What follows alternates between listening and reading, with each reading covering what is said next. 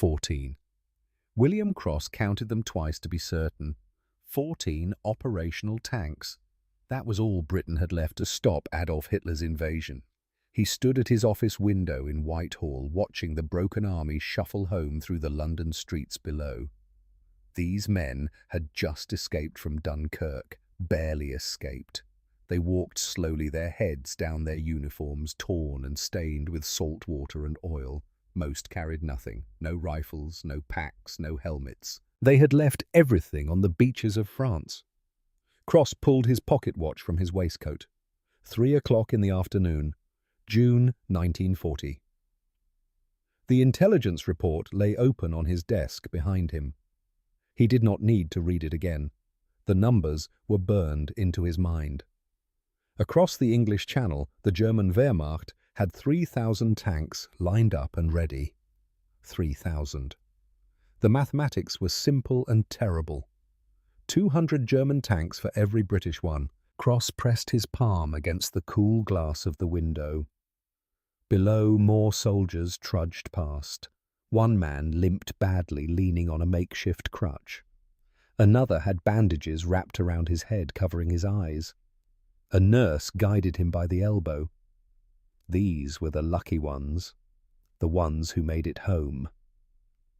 On the beaches of Dunkirk, the British Army had abandoned 75,000 vehicles, 2,400 artillery guns, 68,000 tons of ammunition. Britain had owned only 80,000 military vehicles before the war began. Now most of them sat on French beaches, waiting for German soldiers to turn them against Britain. The door opened behind him. Air Marshal Hugh Dowding walked in carrying a folder. His face looked grey and exhausted. Cross knew what the folder contained before Dowding spoke. Prime Minister. Dowding's voice was flat, professional. Fighter Command has 331 operational aircraft. Hurricanes and Spitfires combined. Cross turned from the window. And the Germans, over 2,000 fighters and bombers, ready to strike. Cross nodded slowly. He walked to his desk and sat down. The leather chair creaked under his weight. Dowding remained standing, holding the folder like a man delivering a death sentence. "Thank you, Hugh." Dowding left without another word. Cross sat alone in the silence. Through the window he could hear the sound of boots on cobblestones, the endless shuffle of defeated men coming home. How do you defend an island with no army? The question had no answer. That evening the War Cabinet met in the underground rooms beneath Whitehall. Thick concrete walls protected them from German bombs. Not that bombs had fallen yet, but they would. Everyone knew they would. Around the table sat the most powerful men in Britain. Generals, admirals, ministers of state. Men who commanded armies and navies. Men who shaped policy and directed the machinery of war. Lord Richard Hampden spoke first. The Foreign Secretary's voice was calm and cold, like a doctor explaining terminal illness. "Prime Minister, we must face facts." Hampden placed both hands flat on the table. "The French were correct in their assessment. Britain alone will have her neck wrung like a chicken within 3 weeks. Perhaps it is time to explore diplomatic options. Signor Mussolini might serve as a mediator between ourselves and Herr Hitler." Several heads around the table nodded. Cross saw the fear in their eyes. Real fear. Deep fear. Some of these men had already discussed evacuating the government to Canada, running across the ocean, letting Hitler have Britain without a fight. General Ironside shifted in his chair. "We lost everything at Dunkirk, Prime Minister. Everything. Our boys are returning with nothing but the clothes on their backs. The home forces have 14 operational tanks. 14. How can we possibly defend against invasion?" Cross said nothing. He let them talk. Let them voice their fears and doubts.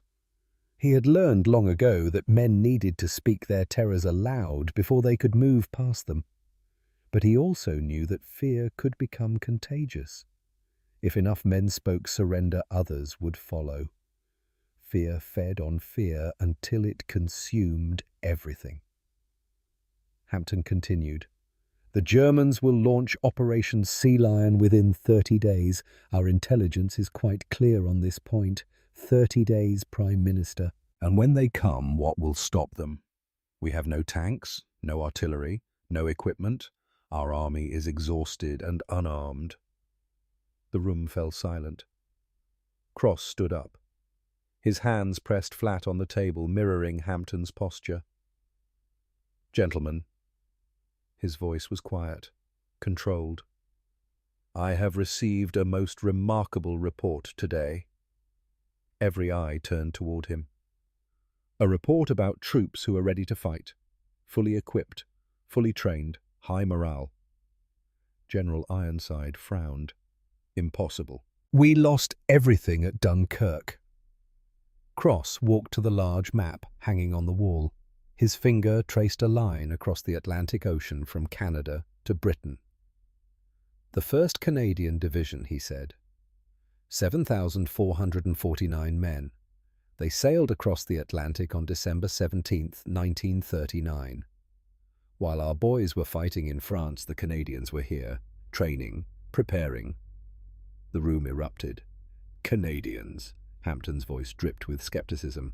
Colonial troops, Prime Minister. You would stake Britain's future on colonial troops who have never seen combat. Cross spun around. His eyes blazed. I would stake Britain's future on men who crossed an ocean to stand with us. Men who could have stayed safe at home, but chose to come here knowing they might die. His voice rose. While we sit here debating surrender, they sharpen their bayonets. While we consider peace with Hitler, they dig defensive positions in the rain. He walked back to the table, slowly, each step deliberate. They did not come here to watch Britain fall. They came here to make sure it does not fall. Cross pulled a folder from beneath his papers and opened it. Brigadier Alistair Thornton has positioned them at Oxford. Rail lines run from Oxford to every invasion beach on our south coast. If the Germans land at Dover, the Canadians can be there in 90 minutes. Southampton, 2 hours. Any beach Hitler chooses, they can reach it before the Germans can consolidate their position. He looked around the table, meeting each man's eyes in turn. They have 150 artillery pieces, operational, with full ammunition stocks. They have modern Lee-Enfield rifles, Bren guns, mortars, motorized transport. Everything our returning soldiers left behind on those beaches. General Ironside leaned forward. How is this possible? How did we not know about this? They have been training for 6 months, Cross said, quietly, professionally, waiting for orders. He paused. They are the best equipped, most combat-ready fighting force on this island. They are not tired. They are not defeated. They are angry that they have not been allowed to fight yet. Hampton shifted in his chair. His face remained impassive, but Cross could see the calculation behind his eyes. 7,000 men against the entire Wehrmacht Prime Minister, that is hardly sufficient. It is 7,000 more than we had an hour ago. Cross's voice dropped lower, but everyone heard every word. The Empire has not abandoned us. While our own lads were stripped of their rifles and forced to swim home, the Canadians crossed an ocean to stand between Hitler and London. He placed both hands on the back of his chair. That tells me something important. It tells me we are not alone. It tells me that free people everywhere understand what is at stake. Cross paused. And it tells me that if Canadians believe we can win, then by God, we will win. The meeting continued for another 2 hours. They discussed deployments, defensive positions, contingency plans. But the energy had shifted. Hampton's surrender faction had lost momentum. When the others left, Cross remained behind. Major Benedict Ashworth, his personal aide, stood by the door. Sir, you should rest. It's nearly midnight. Cross shook his head. He walked to the map on the wall. His finger traced the line from Canada to Britain again. Such a long journey, such a dangerous journey. German submarines hunted in those waters, but the Canadians came anyway.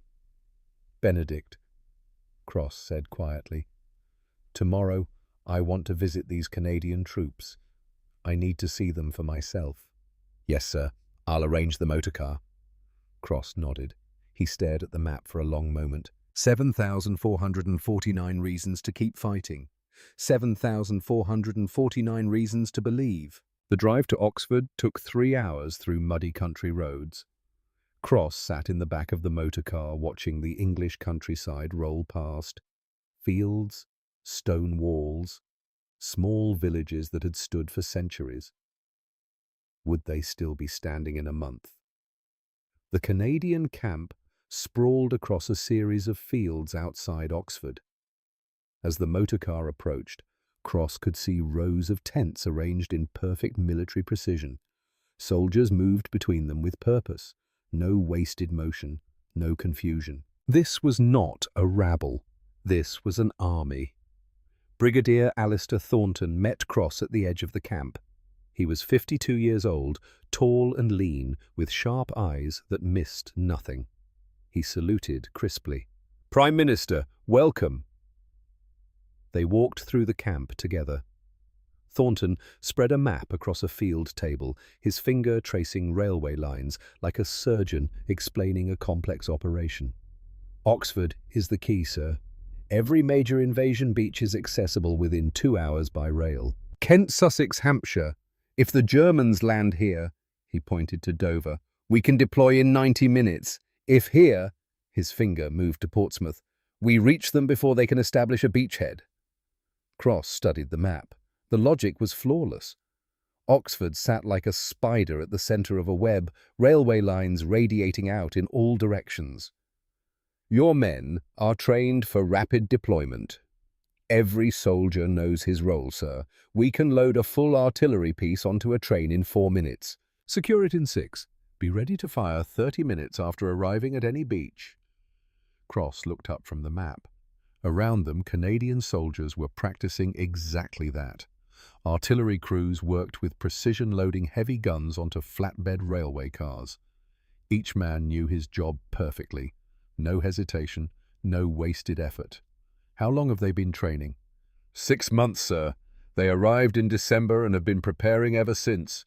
Thornton's voice carried quiet pride. "They are ready, more than ready." They walked between rows of tents. Soldiers saluted as Cross passed. He studied their faces. Young faces. Determined faces. These men looked nothing like the exhausted soldiers shuffling through London yesterday. These men had boots that fit, full ammunition pouches, steel helmets that gleamed in the afternoon sun, rifles that worked.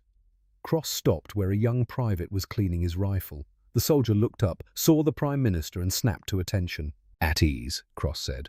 "What is your name, son?" "Private Callum Ashford, sir. Royal Canadian Regiment." "Where are you from?" "Moose Jaw, sir. Saskatchewan." Cross nodded slowly. "That is a long way from home." The private smiled slightly. "No further than the Germans came to get here, sir, and we came to send them back." Something caught in Cross's throat. He looked at this young man, barely 19 years old, who had crossed an ocean to defend a country that was not his own. "Why did you come, Private Ashford?" The soldier's smile faded. His face became serious. "My grandfather fought at Vimy Ridge in the last war, sir. Before I left, he told me something. He said, when you cross an ocean to fight for something, you don't turn around and go home until the job is done." Ashford shifted his rifle slightly. "We didn't come here to quit, sir." Cross stood silent for a moment. Then he nodded and continued walking. Behind him, Ashford returned to cleaning his rifle. That evening, Cross called another War Cabinet meeting. The same men gathered around the same table. But Cross came with a different idea, an impossible idea, a political gamble that could either save Britain or destroy what little remained of national morale. "Gentlemen," Cross said, "I want the Canadians to march through London, July 4th, a public display, Let the people see that we have defenders, real defenders, fully equipped and ready to fight." The room exploded. General Ironside slammed his hand on the table. "Absolutely not colonial troops marching through Westminster before our own reformed regiments. It would be an insult to every British soldier who fought at Dunkirk."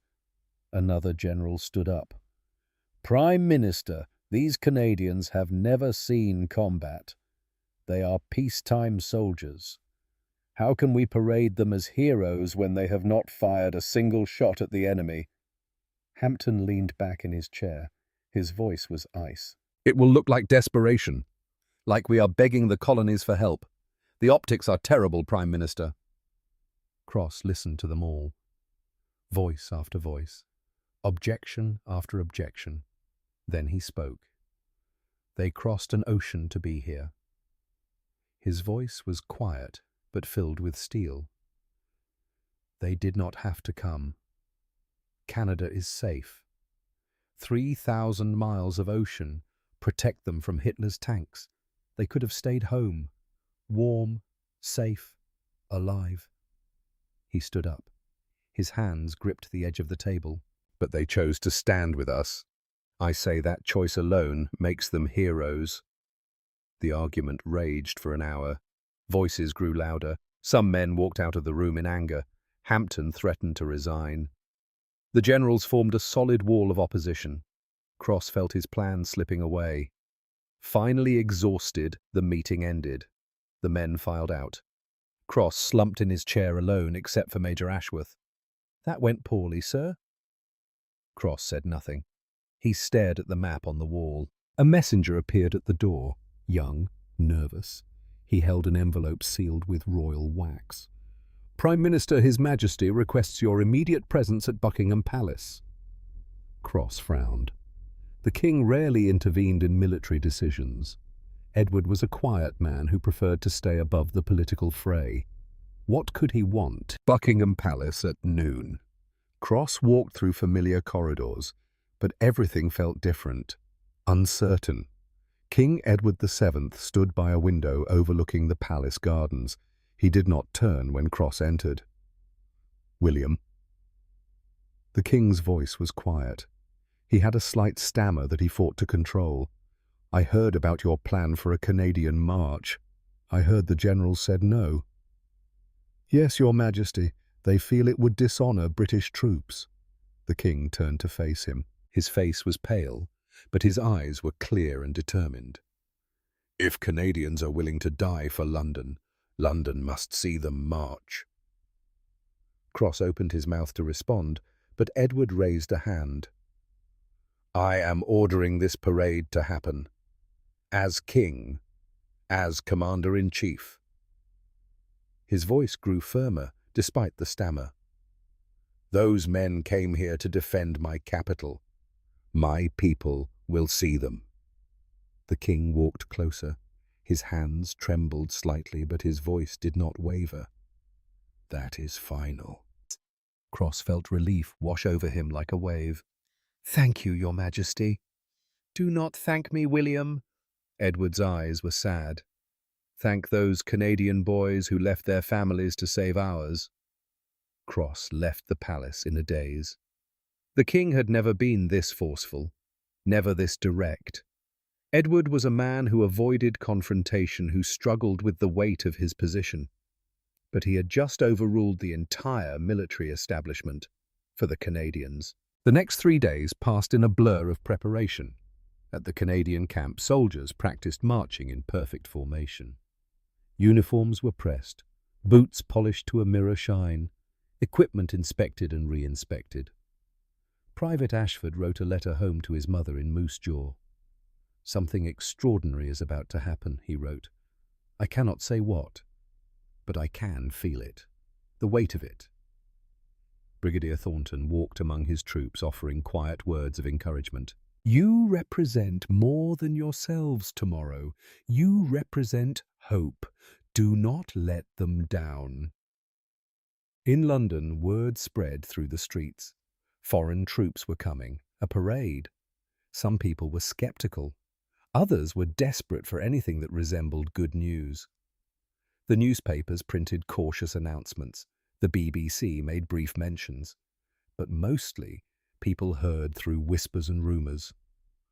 Cross spent those 3 days making final preparations, ensuring the route was clear, coordinating with the police, handling 1,000 small details that could derail everything. On the evening of July 3rd, he stood alone in his office. The same window, the same view of Whitehall. But everything had changed. Tomorrow, 7,449 men would march through London.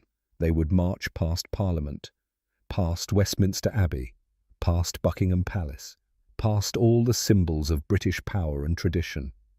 And the people would see them, would see that Britain was not alone, would see that hope still existed, or they would see a desperate publicity stunt, a final grasp at morale before the inevitable invasion and defeat. Cross had bet everything on tomorrow, his political career, his credibility, his ability to lead.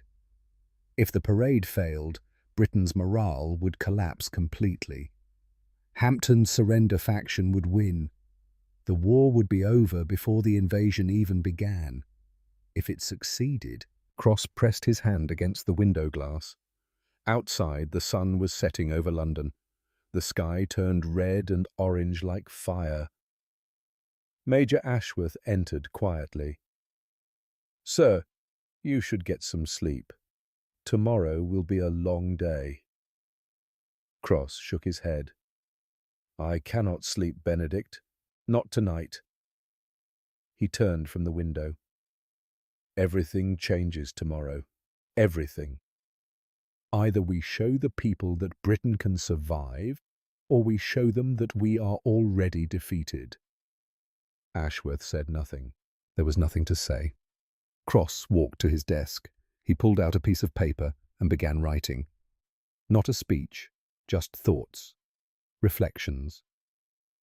7,000 men, he wrote. That is all I have. 7,000 men against the entire German war machine. He paused, then continued writing. But they crossed an ocean. They chose to be here.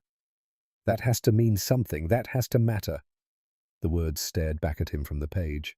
Outside London settled into an uneasy sleep, waiting for dawn, waiting for whatever tomorrow would bring. Cross sat at his desk alone with his thoughts and his fears and his impossible gamble. July 4th, 1940 was 6 hours away. Everything would change. Everything. July 4th, 1940. Dawn broke clear and bright over Hyde Park. William Cross stood on Horse Guards Parade, the ancient military ground where British soldiers had drilled for 300 years. The cobblestones beneath his feet had witnessed centuries of parades, coronations, victory celebrations, funeral processions.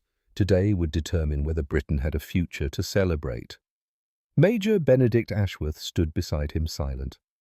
Both men watched the eastern sky turn from grey to gold. 6 o'clock in the morning, in Hyde Park, 7,449 Canadian soldiers stood in perfect rows. Cross could not see them from this distance, but he knew they were there, waiting, their uniforms pressed, their boots polished, their rifles gleaming in the early sunlight. Each man wore full battle gear, helmets, gas masks, ammunition pouches, bayonets. They looked like an army ready for war, because they were. Cross pulled out his pocket watch. 6:15. In 45 minutes they would begin to march. "Sir," Ashworth said quietly, "the crowd is already gathering." Cross nodded. He had seen them arriving as his motorcar drove through the streets. Small groups at first, then dozens, then hundreds. People lining the parade route 3 and 4 deep in some places. They came to see if hope was real, or if it was just another lie.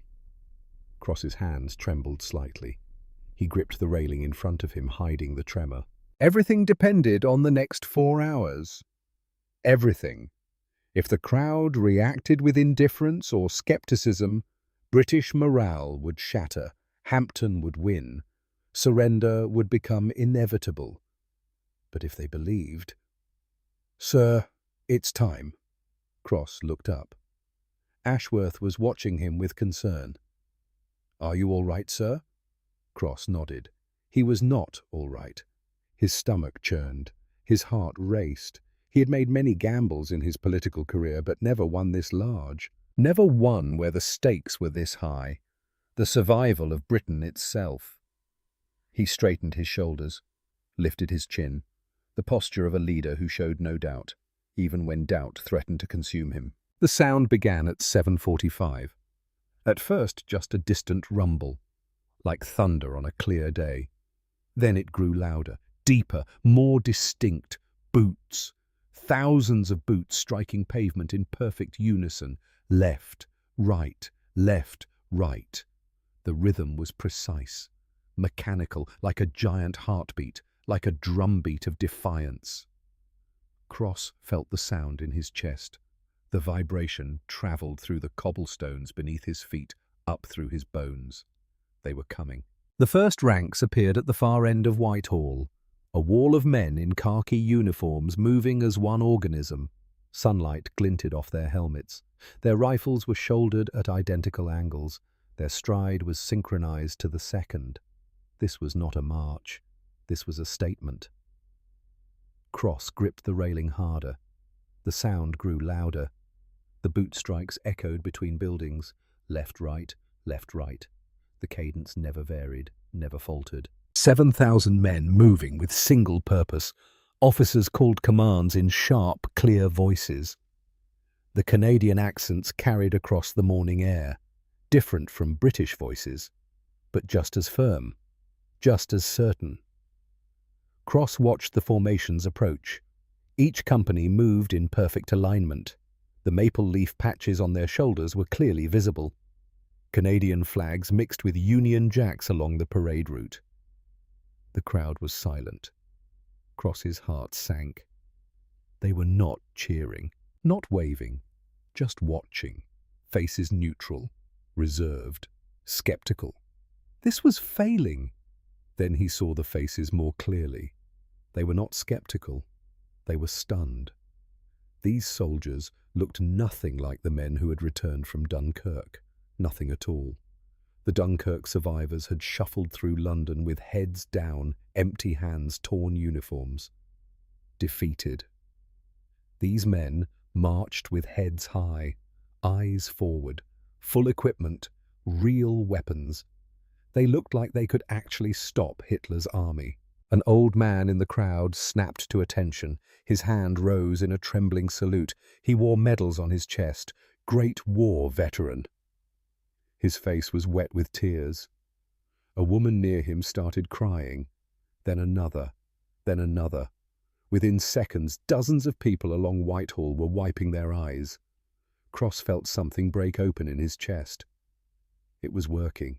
The parade turned down Whitehall toward Parliament. The Royal 22nd Regiment passed directly in front of Cross's position.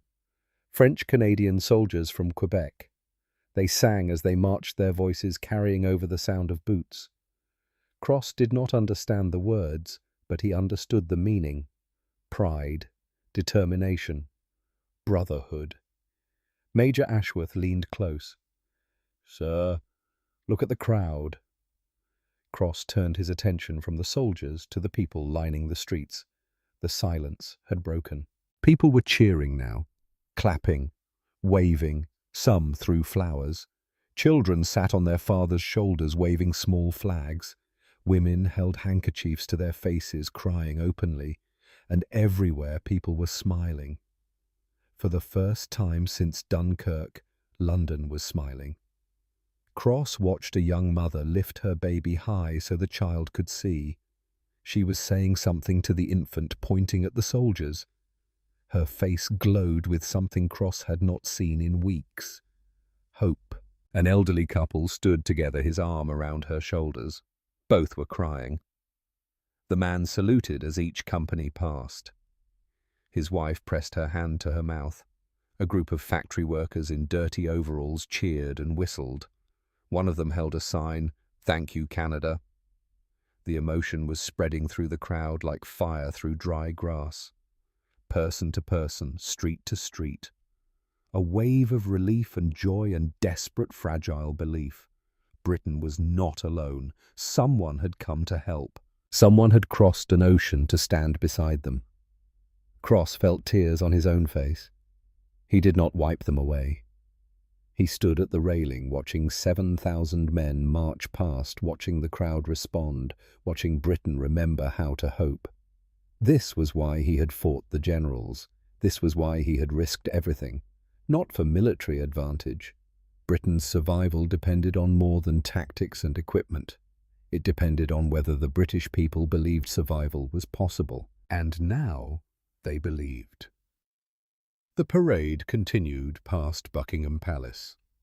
King Edward stood on the balcony, visible to the crowd. He saluted as the Canadian colours passed. The crowd roared approval. Past Westminster Abbey. The ancient stones had witnessed centuries of British history. Coronations, funerals, moments of triumph and tragedy. Now they witnessed this.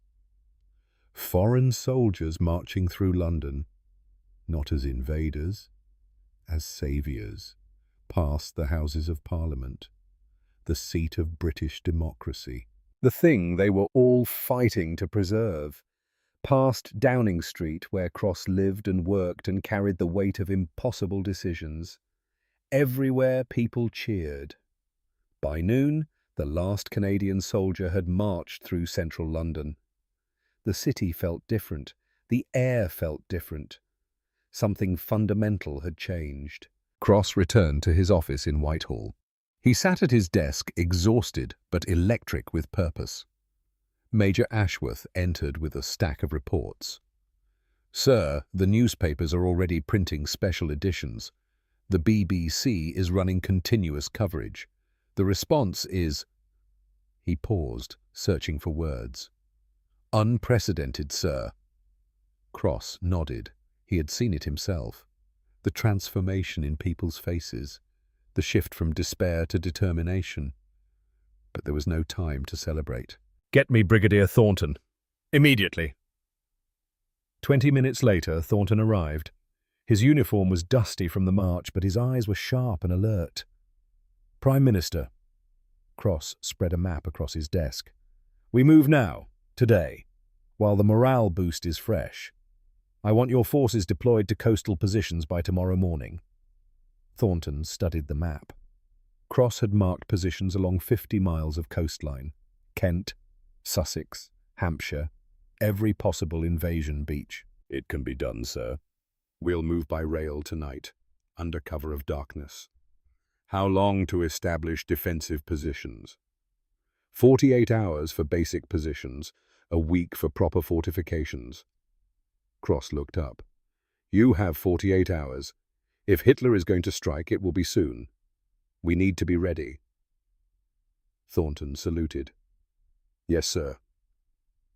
After he left, Cross stood alone at his window. The same window, the same view. But everything had changed. This morning, Britain had been defeated, waiting for invasion, contemplating surrender. Tonight, Britain had an army again. Small, untested in combat, but real. And the people knew it. Cross allowed himself one moment of satisfaction, one breath of relief. Then he returned to work. The gamble had paid off. Now came the hard part, making sure those 7,000 men could actually do what he had promised they could do. In northern France, Major Klaus Weber sat in a commandeered farmhouse listening to BBC broadcasts.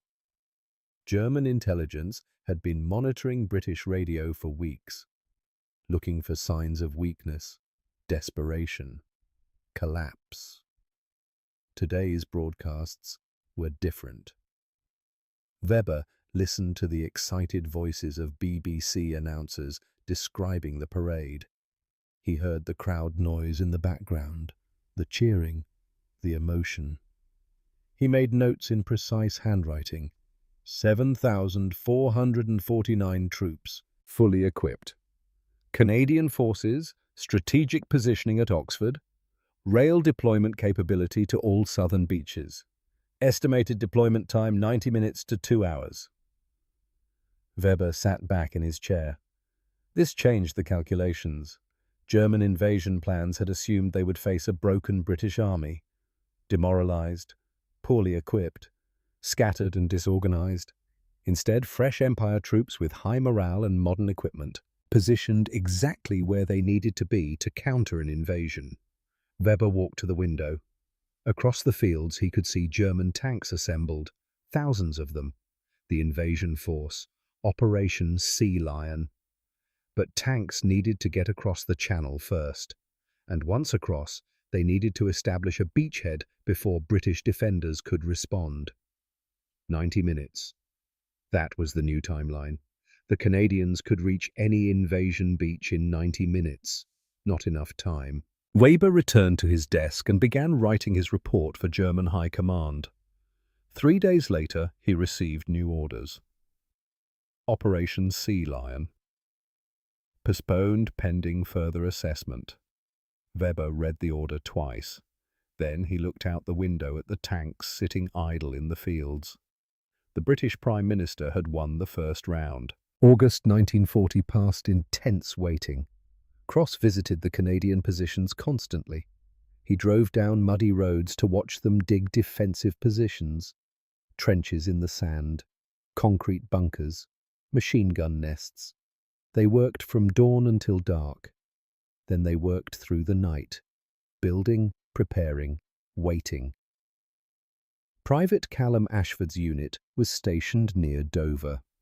The white cliffs rose behind them, iconic and beautiful. But Ashford did not look at the cliffs. He looked across the channel toward France. 22 miles. That was all that separated them from Hitler's army. 22 miles of water.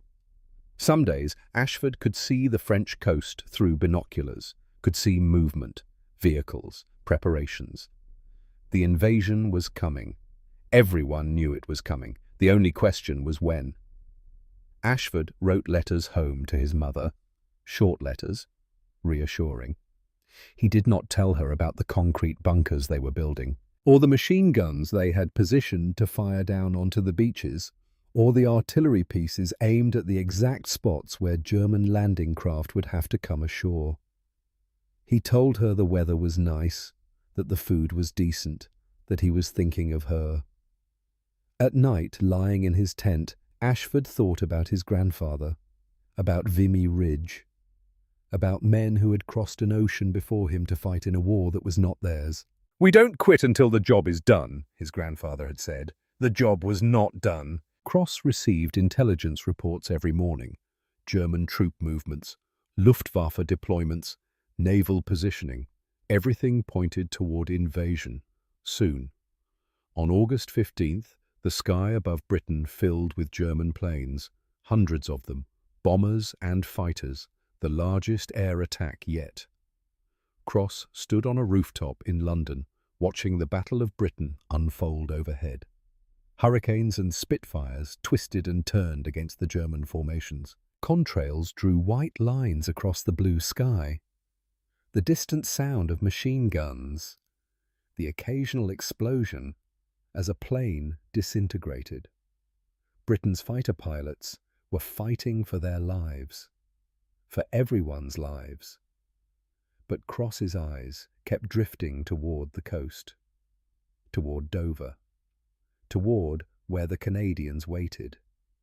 If the Germans broke through the air defenses, if they established air superiority, then the invasion would come. And everything would depend on those 7,000 men holding the beaches. Major Ashworth appeared beside him. "Sir, you should get to the shelter. This is dangerous." Cross shook his head. "I need to see this Benedict. I need to know what our boys are facing." They stood together, watching the battle rage across the sky. By evening, the German attack had been repulsed. The Luftwaffe retreated across the Channel, leaving burning wreckage scattered across southern England. Britain had survived another day, but Cross knew this was just the beginning. September 7th arrived like Judgment Day, 4:30 in the afternoon. Air raid sirens began wailing across London. People ran for shelters. They had practiced this many times, but this felt different. The sound of airplane engines grew louder and louder until it filled the entire sky. Then they appeared. Hundreds of German bombers, more than anyone had ever seen in one place. The Blitz had begun. Bombs fell like deadly rain. Buildings exploded into fragments of brick and glass. Fire spread from street to street. Walls collapsed. The noise was deafening. Screaming, explosions, the roar of flames. Smoke turned day into night. Cross was in the underground war rooms when the attack began. He felt the impacts through the concrete ceiling. Each explosion rattled the walls. Dust fell from the ceiling. Reports came in every few minutes. Docks burning, residential areas hit, casualties mounting, then a different report. Sir, Canadian anti-aircraft batteries have engaged. They're firing on the bomber formations. Cross looked up. Where? Multiple positions around London, sir. They're hitting targets. Cross walked to the map. Red pins marked where bombs had fallen. Blue pins marked Canadian gun positions. The blue pins were firing. Finally. After months of waiting, the Canadians were fighting. Above ground, Callum Ashford's anti-aircraft crew worked their 3.7-inch gun with mechanical precision. Load, aim, fire, boom! The gun kicked back violently. Hot shell casings clanged onto the ground. The smell of gunpowder burned in their noses.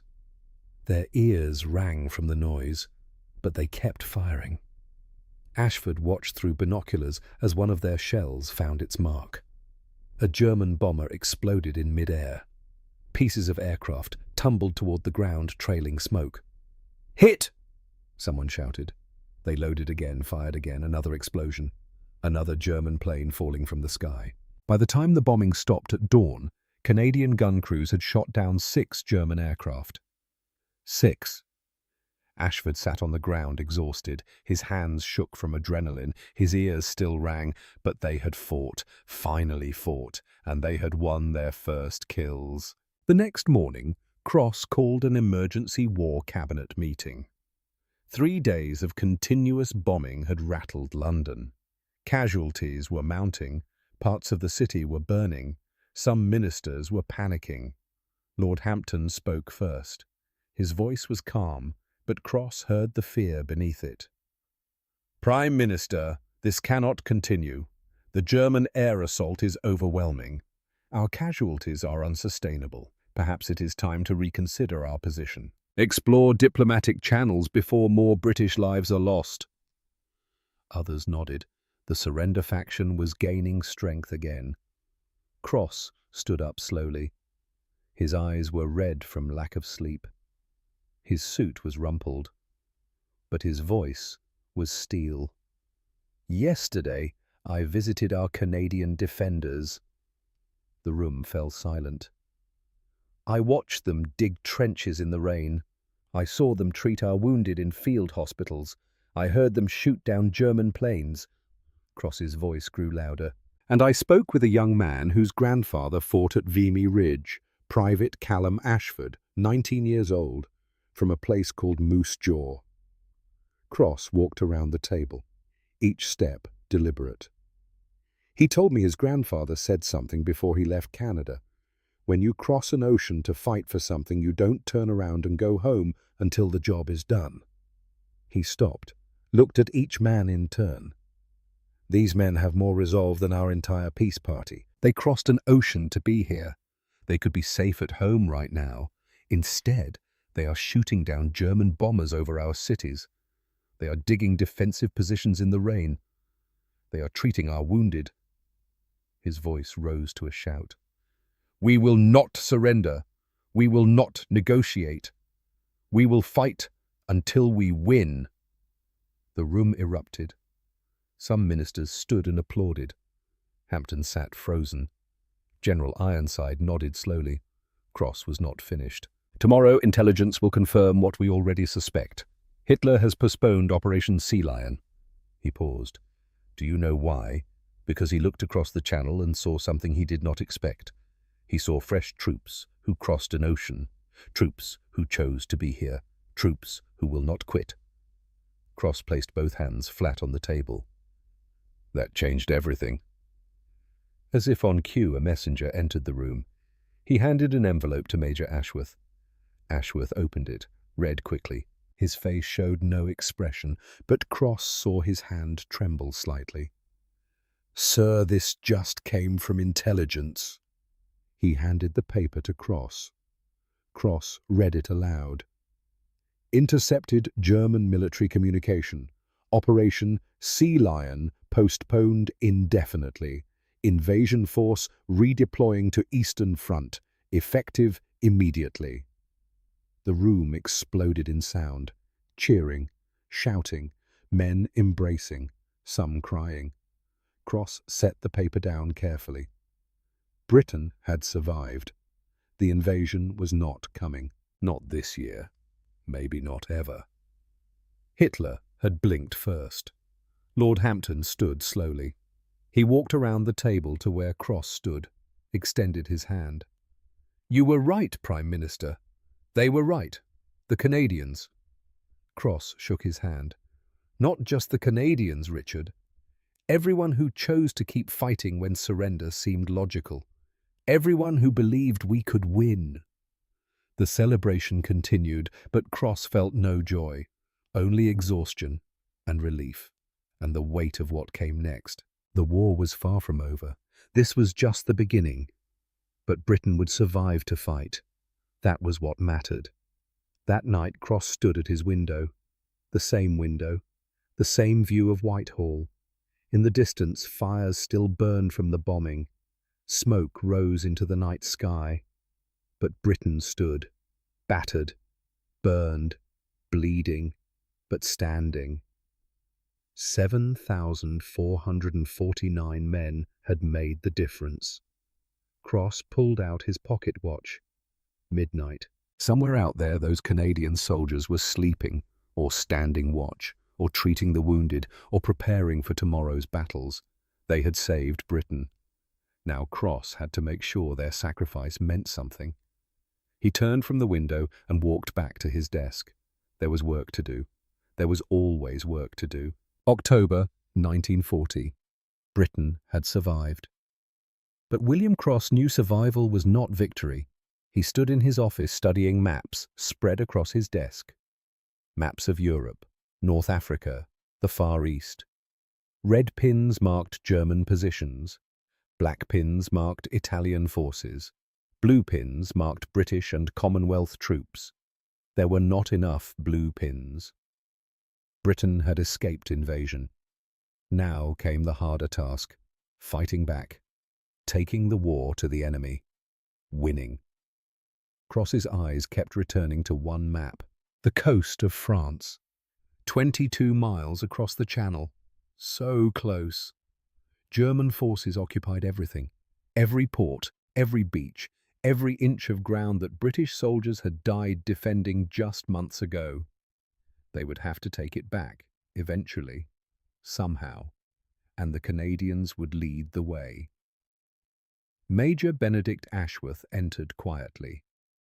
Sir Brigadier Thornton is here. Cross nodded. He rolled up the maps and set them aside. Thornton entered. 5 months of constant vigilance had added lines to his face, but his eyes remained sharp, alert. Prime Minister. Sit, Alistair, please. They sat across from each other, two men who understood the weight of command. Cross spoke first. The invasion threat has passed, for now, but we cannot simply defend forever. We must take the fight to Hitler, and I need your men to do it. Thornton nodded slowly. Where? Cross pulled out a different map. Hong Kong, a British colony on the coast of China, thousands of miles away. isolated, vulnerable. The Japanese are moving south. Intelligence suggests they will attack our Pacific holdings within months. Hong Kong will be first. It cannot hold without reinforcement. Thornton studied the map. His face showed nothing, but Cross saw his jaw tighten. How many men? 2 battalions, approximately 2,000 soldiers. When they sail in 3 weeks. Thornton sat back. Both men understood what this meant. Hong Kong was indefensible. The Japanese had overwhelming force in the region. Sending troops there was not about victory. It was about buying time, making the Japanese pay for every inch, allowing civilians to evacuate. It was a death sentence disguised as a deployment. "They will go," Thornton said quietly. They did not cross an ocean to stay safe. Cross felt something heavy settle in his chest. "I know, but that does not make it easier to order." After Thornton left, Cross sat alone. The map stared back at him. Each blue pin represented hundreds of men. Each deployment order he signed would send some of them to their deaths. This was the price of leadership, making decisions that would kill people you had promised to protect. Cross pulled out his pocket watch. The same watch he had checked on that terrible day in June when Britain had 14 tanks. Now Britain had an army again, and he was sending them to die. December 1941. The world changed overnight. Japan attacked Pearl Harbor. America entered the war. The conflict that had been European became global, and Hong Kong fell. Cross received the reports in his underground war room. Japanese forces had overwhelmed the Canadian defenders. The battle lasted 17 days. The Canadians fought until they ran out of ammunition. Then they fought with bayonets. Then with their hands. 600 died. Over 1,000 more were captured, sent to prison camps where many would die slowly from disease and starvation. Cross read the casualty list. Name after name. Young men from places he had never heard of. Medicine Hat, Regina, Winnipeg, Vancouver. Dead, or worse than dead. Prisoners facing years of torture and deprivation because he had sent them there. Major Ashworth stood nearby, silent, waiting. "How many made it out?" Cross's voice was barely a whisper. "None, sir. The entire garrison was killed or captured." Cross set the papers down carefully. His hands did not shake. He would not allow them to shake. Not in front of his aide, not in front of anyone. Leaders did not have the luxury of breaking down. "Arrange transport to Canada," Cross said. "I need to speak to their parliament, to thank them personally." "Yes, sir." After Ashworth left, Cross sat alone in the concrete room. The walls seemed to press in on him, the weight of 600 dead men settling on his shoulders. He had known this would happen, had known Hong Kong could not hold. But knowing did not make it easier. Knowing did not bring them back. December 30th, 1941, Ottawa, Canada. Cross stood before the Canadian Parliament. He had flown across the Atlantic, a dangerous journey through skies patrolled by German fighters, but he needed to be here, needed to look these people in the eyes, the families of the men he had sent to die. The chamber was packed, members of Parliament, dignitaries, and in the gallery above families, mothers, fathers, wives, children. Cross began to speak. His voice was steady, strong. He talked about Britain's darkest hour, about Dunkirk, about defeat staring them in the face. Then he talked about July 4th, about 7,449 men marching through London, about hope returning to British hearts. His voice grew stronger. The French generals told us Britain alone would have her neck wrung like a chicken in 3 weeks. He paused. Let the silence build. Then he smiled. A fierce, defiant smile. "Some chicken." The chamber erupted in laughter, applause, cheering. Cross raised his voice over the noise. "Some neck!" The Canadians rose to their feet, clapping, stomping, shouting. The sound filled the chamber, rolled through the building, poured out into the winter streets. Cross stood at the podium absorbing the moment. This was why they fought, this defiance, this refusal to accept defeat. But even as the crowd cheered, Cross saw the faces in the gallery. The mothers whose sons were dead in Hong Kong, the wives whose husbands would never come home, they were clapping too, through tears, through grief, through loss. And Cross understood something profound. They knew the cost. They had paid it. And they were still standing, still fighting, still believing. After the speech, Canadian Prime Minister Mackenzie King approached him. "William, I have something for you." King handed him a document. Cross read it again. Could not quite believe what he was seeing. $1 billion, not a loan, a gift, from a nation of 11 million people to help Britain survive. I cannot accept this, Mackenzie. It is too much." King smiled sadly. "You already accepted it when you let our boys march through London, when you gave Britain hope again. This is just money, William. Our sons are priceless, and you spent them well." Cross felt tears on his face. He did not wipe them away. That night, alone in his hotel room, Cross sat by the window. Snow was falling over Ottawa, soft, silent, beautiful. 600 men were dead. More would die, many more. But Canada had given Britain $1 billion, and something more valuable than money, belief that the fight mattered, that freedom was worth dying for, that tyranny could be defeated. Cross pressed his hand against the cold window glass. The price was terrible, but the alternative was worse. August 1942. Dieppe, France. Cross stood in the underground war room staring at maps of the French coast. British and Canadian forces were planning a raid. Test German defences, capture a port, prove that Allied forces could strike back. 5,000 Canadian soldiers would storm the beaches, hit hard, withdraw quickly. That was the plan. Brigadier Thornton had protested. "The defences are too strong, Prime Minister. We will be slaughtered." But the military planners insisted. They needed intelligence, needed to test tactics, needed to know if coastal assaults could work. Cross had approved the operation. Now he waited for results. Reports began arriving at dawn. Initial landing successful, troops ashore.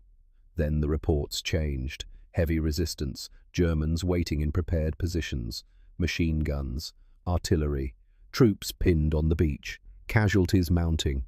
Cross read each report with growing horror. The numbers climbed. 100 dead, 300, 500. By noon, the truth was clear. Dieppe was a disaster. The final report arrived at 2 in the afternoon. 9 hours of fighting. 3,000 Canadian casualties. Dead, wounded, captured. More than half the attacking force. Cross set the paper down. His hands were shaking now. He could not stop them. 3,000 men. In 9 hours. Because he had approved the operation. Major Ashworth entered the room. "Sir, the wounded are being evacuated back to England. They will arrive tonight. Do you wish to visit the hospitals?" Cross stood. "Yes, immediately." The hospital in Portsmouth was overwhelmed. Wounded men filled every bed, every hallway, every available space. Cross walked among them, soldiers with shattered limbs, burns, traumatic wounds. Some would recover, many would not. All would carry scars for the rest of their lives. He stopped at one bed, a young private with bandages covering half his face. His leg was gone below the knee. The soldier looked up. His one visible eye widened. Prime Minister. Cross recognized him. Private Callum Ashford, the boy from Moose Jaw who had talked about his grandfather, about not quitting until the job was done. Callum. Cross's voice broke slightly. I'm so sorry. Ashford shook his head. The motion clearly pained him. Don't be, sir. We learned something today. Learned what works and what doesn't. When we go back, and we will go back, we will know better. You paid too high a price for that knowledge. Maybe. Ashford's eye focused on Cross. But if it saves lives on the big invasion when we really need to win, then it was worth it. Wasn't it, sir? Cross could not answer. He gripped Ashford's hand, held it for a long moment, then moved to the next bed. He visited hospitals all night, hundreds of wounded men, each one a life altered forever, each one a weight added to his conscience. At dawn he returned to his office, sat at his desk, pulled out paper and pen. He began writing letters, to mothers, to wives, to families. Your son died with honor. He gave his life so that others might live. His sacrifice will not be forgotten. The same words, over and over, 3,000 times. His hand cramped, his eyes burned, but he kept writing. This was his penance, his burden. He had sent them to die. The least he could do was tell their families himself. Major Ashworth found him at noon the next day, still writing, papers scattered across the desk. Sir, you have not slept. I cannot sleep, Benedict. Not until these are finished. Ashworth picked up one of the letters. Read it. Set it down gently. Sir, you cannot carry all of this alone. Cross looked up. His eyes were hollow. Yes, I can. I must. They died on my order. I owe them this much. He returned to writing. June 1944. The war had turned. Slowly, painfully, but it had turned. Cross stood on the cliffs of Dover watching an armada assemble in the Channel. Thousands of ships, the largest invasion force in human history. D-Day was coming, and the Canadians would be in the first wave. 14,000 Canadian soldiers were boarding ships bound for a beach in Normandy. Juno Beach. They would storm concrete bunkers, cut through barbed wire, fight their way inland. Many would die. Cross knew this with terrible certainty. He had seen Dieppe, knew what happened when men attacked fortified positions. But this time was different. This time they had learned from their mistakes. This time they had overwhelming force. Air support, naval bombardment, proper planning. This time they would win. Cross watched the ships sail, vessel after vessel, carrying men to battle, to glory, to death. Brigadier Thornton stood beside him. 4 years of war had turned his hair grey, added deep lines to his face, but his spine was still straight, his eyes still clear. They are ready, Thornton said quietly. I know. Many will not come back. I know that too. They stood in silence watching the armada disappear over the horizon. Cross thought about July 1940, about 7,000 men marching through London, about hope returning to Britain. Now those same men were sailing toward the most heavily defended coastline in Europe. Some of them would die on the beaches. Others would die in the fields beyond. Some would survive and fight all the way to Germany. But all of them had chosen this, had crossed an ocean knowing this day would come. They did not quit, Cross said, just like they promised. Thornton nodded. Just like they promised. May 8th, 1945. Victory in Europe. Day. Cross stood in Whitehall surrounded by celebrating crowds. People danced in the streets, kissed strangers, waved flags, sang, cried, laughed. The war in Europe was over. Hitler was dead. Germany had surrendered. Britain had won. Cross watched the celebrations from his window, the same window where he had counted tanks 5 years ago, where he had watched defeated soldiers shuffle home from Dunkirk. Now he watched victory, but he felt no joy. Major Ashworth entered the office. He carried a folder. Cross knew what it contained before Ashworth spoke. "Sir, the final casualty reports. Canadian forces." Cross took the folder, opened it slowly. The number stared back at him from the page. 46,998 dead. Cross read it again. 46,998. Nearly 47,000 men dead. Because they had crossed an ocean to fight in a war that was not theirs. Canada's population was only 11 million. 1 out of every 10 families had lost a father, a brother, a son. Some towns had lost every young man they had. Cross set the folder down carefully. His hands were steady, but his chest felt like it was being crushed. 60,000 more wounded, Ashworth said quietly. Many permanently disabled. Cross nodded. He could not speak. Ashworth continued. "Sir, you should address the crowds. They want to hear from you. They want to celebrate." Cross shook his head. "Not yet, Benedict. I need a moment." After Ashworth left, Cross sat alone with the casualty report. 46,998 names, each one a person, a life, a future that would never happen. He thought about Private Callum Ashford. The boy had survived, lost a leg at Dieppe, spent 2 years in hospitals and recovery, never saw combat again but trained new recruits until war's end, made it home alive, one of the lucky ones. But 47,000 others had not been lucky. Cross stood and walked to his window. Outside, London celebrated. Inside, he carried the weight of the dead. Had he been right? Had their sacrifice been worth it? The alternative was slavery. Hitler ruling Europe, democracy destroyed, freedom extinguished. Measured against that 47,000 lives was what acceptable necessary Cross did not know, could never know.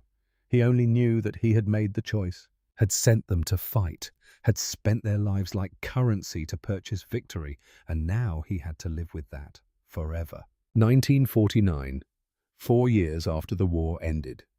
Cross sat in a meeting room in Washington. Representatives from 12 nations surrounded him. They were forming something new, something unprecedented. The North Atlantic Treaty Organization, NATO.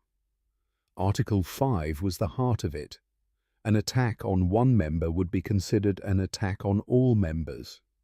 Collective defense, mutual protection. The Canadian representative spoke.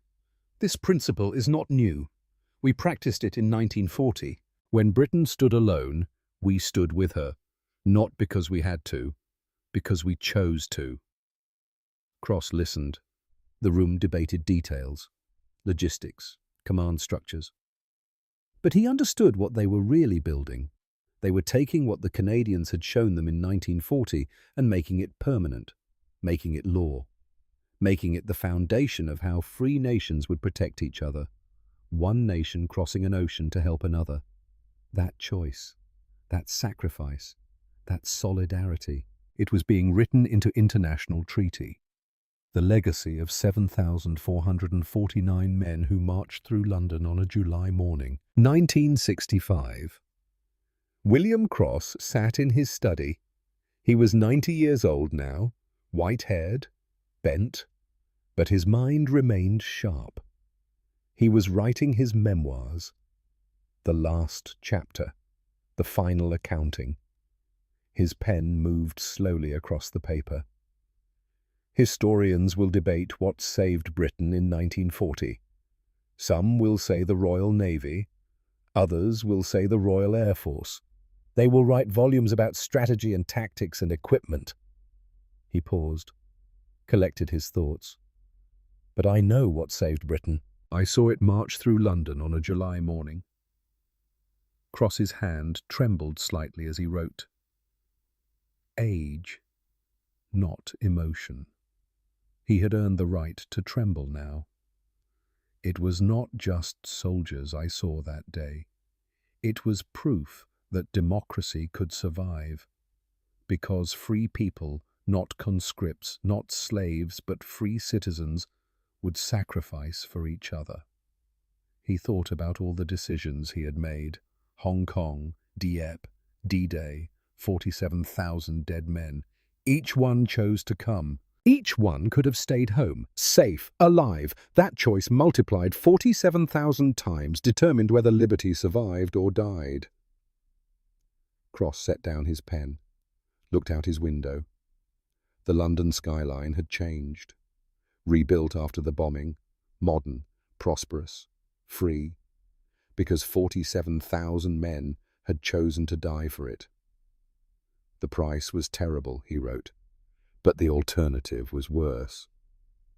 He thought about Private Ashford, about Brigadier Thornton, about all the young faces he had seen in hospitals, on battlefields, in casualty reports. This is what leadership means, Cross wrote.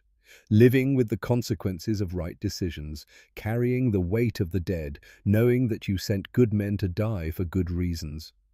His hand moved across the page one final time. The Canadians showed us that tyranny can be defeated, not through speeches or treaties or clever diplomacy, through the simple willingness of free people to stand together when darkness falls. Cross set down his pen. His memoirs were complete. He sat back in his chair, closed his eyes, remembered. 7,449 men marching through London, boots striking pavement, left, right, left, right. The sound of hope returning, the sound of democracy refusing to die. The sound that changed the world. Outside his window, the sun was setting over London, the city he had saved. The city 47,000 Canadians had died defending. Cross opened his eyes, looked at the last line he had written. We must never forget. He would not forget, could not forget, would carry their weight until his final breath. That was the price of leadership. That was the cost of victory. That was what it meant to stand when others fell. William Cross sat in the fading light surrounded by the ghosts of men who had crossed an ocean for him, and he remembered every single one.